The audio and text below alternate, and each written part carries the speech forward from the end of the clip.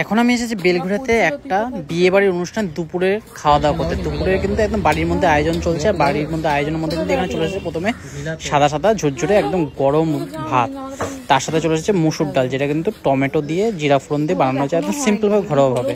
তার সাথে ঝুড়ো ঝুড়ো আলু ভাজা চলে এসেছে। আর এখানে দিয়েছিল গন্ধরাজ লেবু, তো গন্ধরাজ লেবু দিয়ে আমি একটু মাখিয়ে খেলাম। এখানে কিন্তু অনেকজনই মানে পরিবারের সদস্যরা সব এসে কিন্তু বসে খাওয়া দাওয়া করছে। দুপুরে এরকমই হয় কলকাতার বিয়ে বাড়ির অনুষ্ঠানে।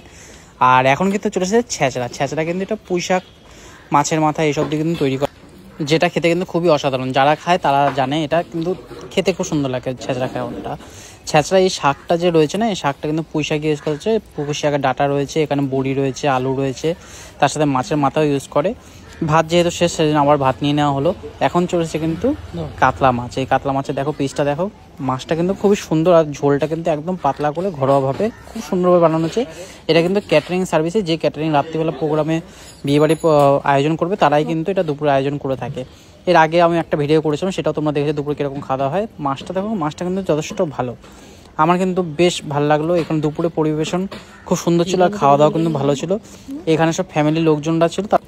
তোমাদের যদি ভিডিওটা ভালো লাগে তাহলে অবশ্যই কিন্তু সবার সাথে শেয়ার করো, যারা যারা জানে না দুপুরে কীরকম খাওয়া দাওয়া হয়। আর ভিডিওটা ভালো লাগে কিন্তু অবশ্যই পেজটাকে ফলো করে নিও আর লাইক করো, কমেন্ট করো। দেখা হবে এরকম নতুন ভিডিওর সাথে। ততদিন টাটা।